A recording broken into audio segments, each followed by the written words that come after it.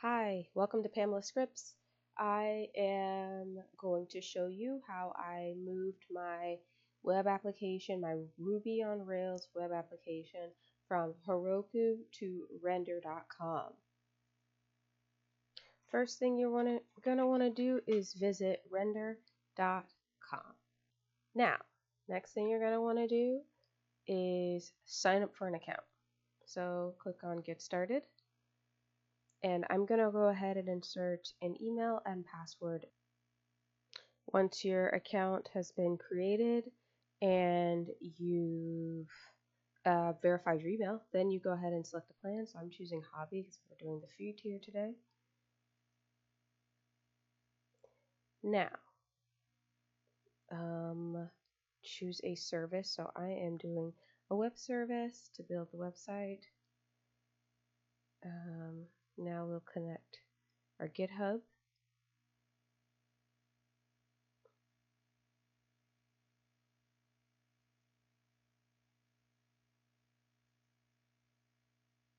We'll create a new project called Uppercut,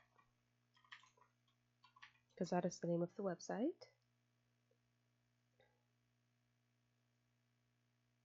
Okay, change the region to where you are. I'm on the East Coast, so Virginia. I'm going to update the build command and start command later. Select free tier. Update the environment variables later. Go ahead and deploy the web service.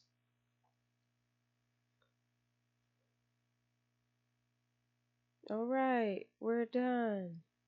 Not really. Okay, so now we'll add a database. So new Postgres. I'm going to call this Uppercut DB. Uppercut database production. Set the free tier and create the database. Perfect. Okay, now database is created, the web service is created. Now let's go ahead and update our environment variables. This is I went through a lot to get stuff set up, so let me show you how to get it all up and going. So I'm gonna work with two different tabs to kind of, we're just gonna be bouncing back and forth. So this is our web service. This is our database. So we'll go into the web service. Yes, everything failed. Nothing is set up. We'll go into our settings, and we need to update our environment variables. This is where you find it. You go to the web service, you go to manage, you go to environment. Now we're in our web services. Now we need to update our environment variables. So you're going to need a new variable. We'll start with the database URL. Where do I get the database URL, Pamela? Let me show you. You will visit, this is our Postgres database. Visit your Postgres database, go to connections, and if you want to know how to get there, sorry, I know it has to be repetitive so we can get there. So this is the database. Let's look at it again, and you can tell as it tells you there, right? This is the database, and we're going to grab our internal database URL. So copy that. We have our database URL. You will need your Rails master key. Bunch of sensitive stuff here. So I will set this to Rails master key. Where do you get this value from? Well, you get it from your repo. What you can do is you can search for, and I have a document to reference it. You can, so this is on a Ruby on Rails guide. You can search for that exact key. You're looking for this kind of file, master key. So my other app had a master key already. So I just took that and I placed it in the environment variable of Rails master key. I sat it here. I don't have that for this application. So in order to generate that, I need to visit my application and I need to run this bin rails credentials edit, and it should create a master key. So let's hope I don't overly expose myself on the web. Don't hack me, okay? I'm just a baby. Okay, so I didn't take this. So to edit credentials files, run this. This command will create the credentials file. So apparently that's all I'm supposed to do. Just run it. Okay, I'm gonna fix this later. Ignore that. Right now we're just trying to set this app up in prod. I need to create the master key because I don't already have one in this application. According to the docs here, I need to just run bin rails credentials edit. So that's what we're going to do. This should give me a key. I don't know how long it's going to take. I cannot remember the last time I've run this. And I don't know if it's going to break. So I'm going to stop and assume this is going to break. And I'm going to fix it. And then I'm going to continue to tell you how to do this. For some reason, it worked. Nothing broke. That's crazy. But I'm appreciative of it. Right. So these three, I believe, is all you need. And I think that's always two. I'll have to do some more research on that value number. But from what I saw on the render site, this rep concurrency value tends to be 2. Now there's one more environment variable that I add, and that is the Rails env, and I set that to production.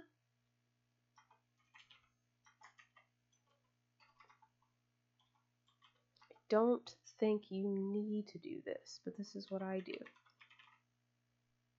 Now let's just save it. We're not ready to deploy anything. Okay. All of our environment variables are set. Now we need to add the database URL, this, to the application. So here's my application. I need to visit the database YAML, and we need to update this here to be, so this needs to be updated with the env database URL.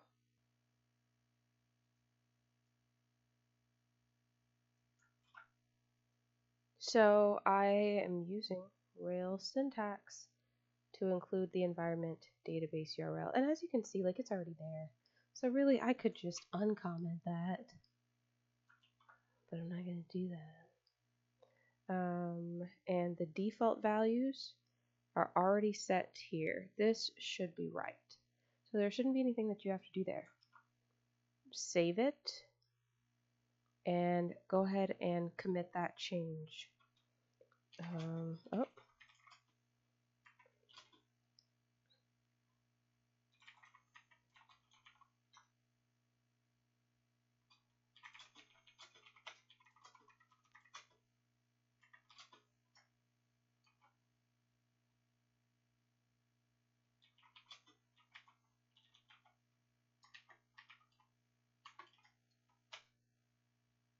Okay. We have our database URL. Now, that's done.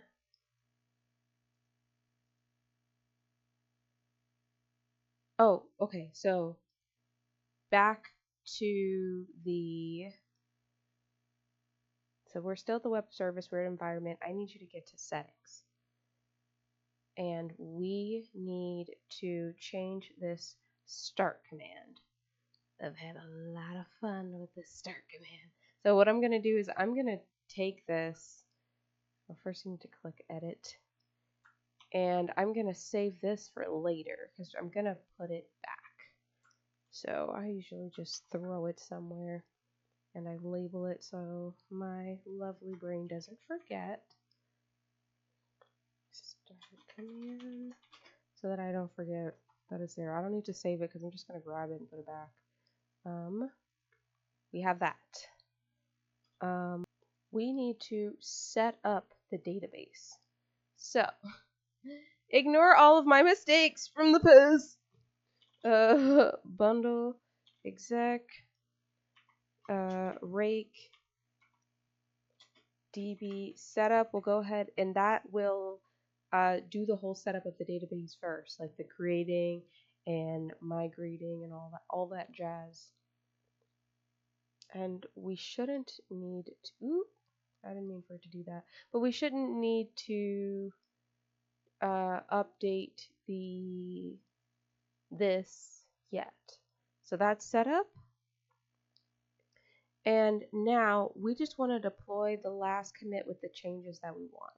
So let me make sure that I push these changes up.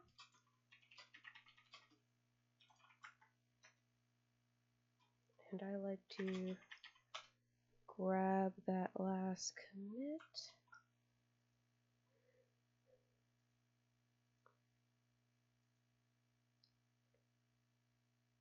So I would like to deploy our changes with a specific commit, which is this commit where I added the database URL. Because I want to make sure it works before I run it on, before I push the changes to main. Let's watch it build and hopefully be successful. This takes a bit longer than I would like, I will say.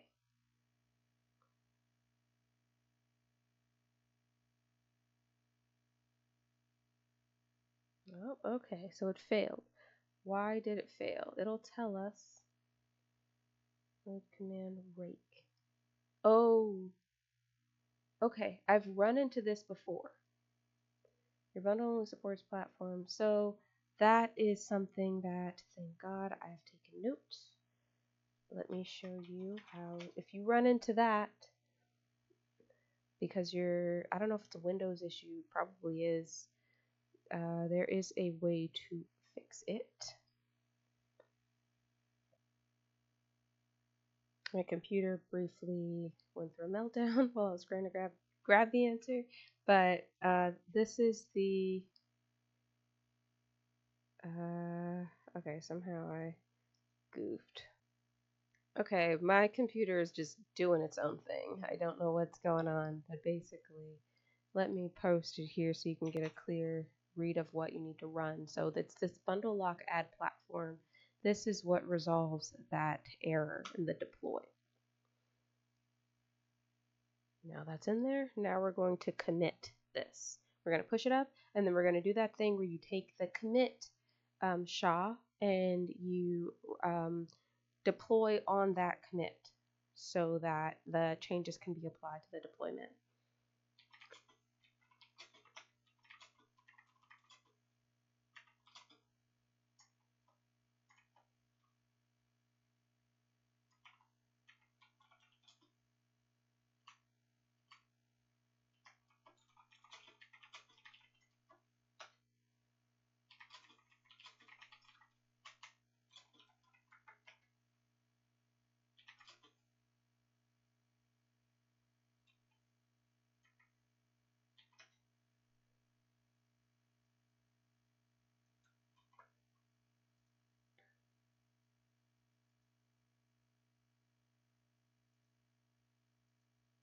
Okay, so deploy a specific commit, include your commit SHA, write the log file, deploy that commit.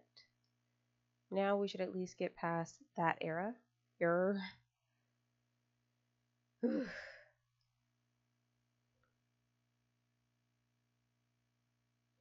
Okay.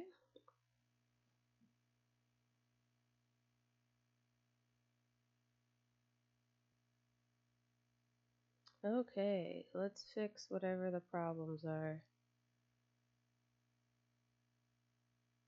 Okay, so we are going to remove Uglifier and replace it with something called Cursor. So that's going to fix this. Let's do that. To do that, we'll go to our gem file. There's a few things we gotta do. Few things we gotta do. This is Uglifier. I'm gonna go ahead and comment this out and add. We're in the gem file and add the gem cursor here. So it's gem cursor, and we'll go ahead and save that. And then, so I'm going to comment out this Uglifier config within the config environments production file, and I will replace it with this config assets JS compressor cursor. Okay, save it, and now we're going to add this, get the commit SHA, deploy using that commit. My system keeps shutting down. I apologize. Hopefully it'll cooperate with me now. Okay, so I believe I left off at changing it from Uglifier to Cursor. I don't think I ever got to bundle. So let's go ahead and bundle install the new gem, the Cursor gem. Let's make sure that installs without errors, and then we'll push up a commit.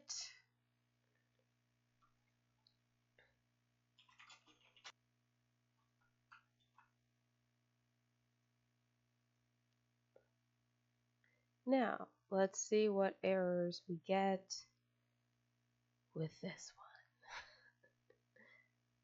Alrighty, maybe this is the one. I'm not sure what else it's going to yell about. Well, it's not going to work because remember, we're just doing initial setup.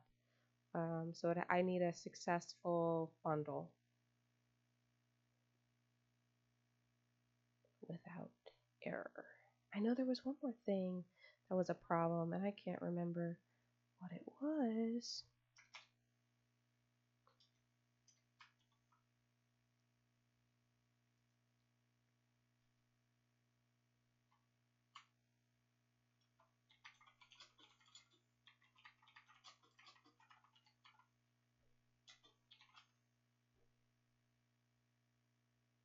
It's looking good, y'all. That's looking freaking good. So once this runs all the way through, I will change my startup command and then see if it's actually running in production. Okay, it says build successful, but don't let that fool you. Also, it's not really done. Because I don't have that puma command running, which is hopefully still here. Yep, my start command. I'm going to put this back, and if that doesn't work, I have another command that might work that I did not save, but I'll find it. Okay, so it's doing the setup. That needs to be successful. Oh, it was not. What is your problem? Active record, your attention to run destructive action against your production database. You want to continue on the same command with the environment variable. Disable database environment check 1. So it's not going to work until I do this. Let me work my way through that. 1 second. Hey, everything is trying to prevent me from getting this video out, but I'm going to get it, and you're going to deploy your site for free. We're going to make it happen. Let's start where we left off. This was the last error. I did not get this last time. So disable database environment check. I just read up on how to resolve this, so let's do that real quick. Apparently you go to settings of your web service, and then you see where I have this RakeDB setup. Apparently I'm supposed to just add this here and that should fix it. We're about to see. Let's go ahead and redeploy the latest commit. How do I do that? You remember I grabbed the commit SHA from before, so I'm going to go ahead and do that.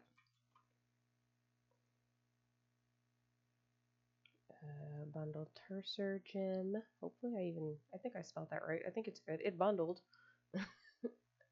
Hopefully that's the last thing, and then magic will happen.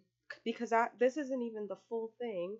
Once this is done, remember I have to take that bundle rake command off and then run Puma in the starter command. But we need a successful rake. So let's hope the internet doesn't cut off again. I wonder if that was my fault. I don't think so. I think I looked up that there was like an outage in that area. So, oh, I think it's fine. I think we're still fine. Okay. These all look like good logs.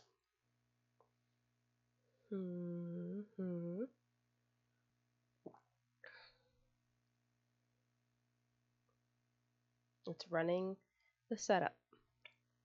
Let's see if that's successful. It's looking good. I don't think it got this far last time. Let's not get too excited though.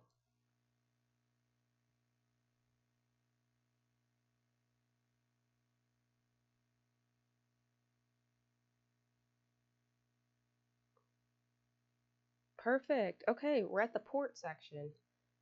I think it still says in progress. I'm gonna wait till it's done before I start fooling around. Maybe not wait too long because it keeps cycling through and I don't fully know why it's doing that. Maybe it's waiting for those ports. Maybe it's never really gonna finish until I spin up.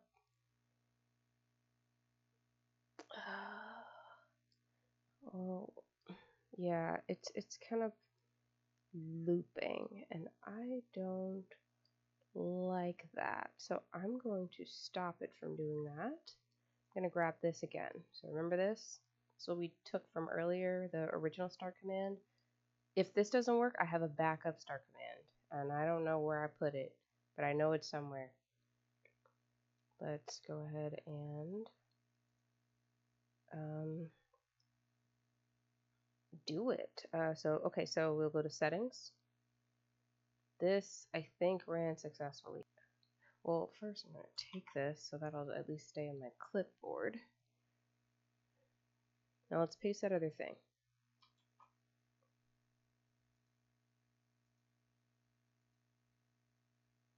Okay. Now we will deploy again. Gonna give it a little bit more time. Okay, there we go.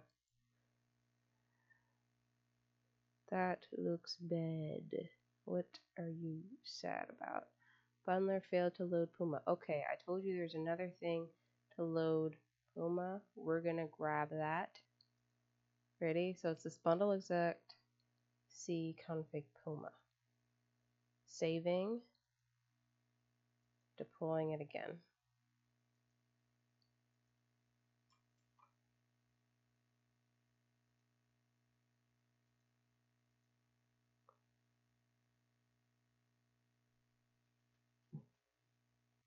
Looks like you failed faster.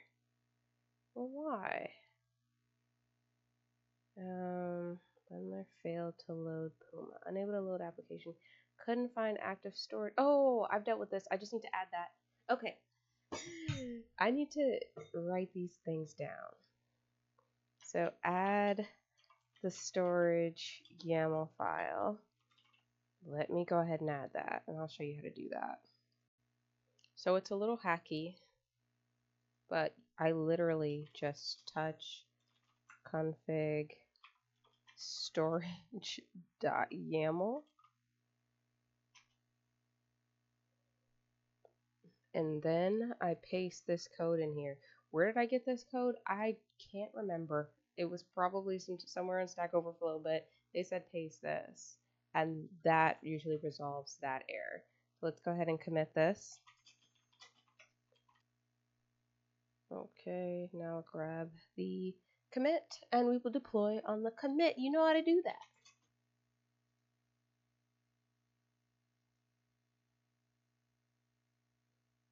Let's see if this is the one. That'd be really cool if this was the last step. I can't remember anything else that went wrong. I think I went through everything that went wrong. Well, the main issue is the port that went wrong last time.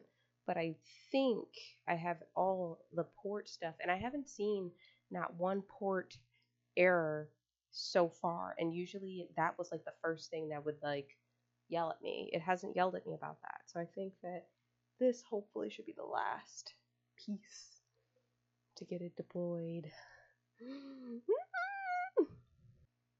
Okay, I think it's good. What? That's crazy. I think I don't see any errors. Okay, let's click it. You ready? I'm scared. I'm scared. Let's do it. Ah! And that's how you get it done. Easy, right? Yeah, it's all the way good. I'm scared to see if I actually have a login, but that's how you set up your Ruby on Rails from your Heroku app. I can't remember if I actually did some type of Heroku removal. I searched my web application and I didn't see anything that said Heroku, so I'm assuming there's nothing else I really need to do right now. But that's it. That's how you set it up on Render. So I hope this video helped somebody. I struggled so much with this, but hopefully somebody else is able to seamlessly use this to work through all of their errors. If you're still having problems, please put it in the comments and I'll try to answer, and I'll try to send you links, and I'll try to send you code snippets. And if we can't work it out in the comments, I mean, I will literally try to create some type of like one-on-one setup to help people debug and stuff, because I'm DevX, so I know how to fix the things. But yeah, that's it. Have a good one. Bye.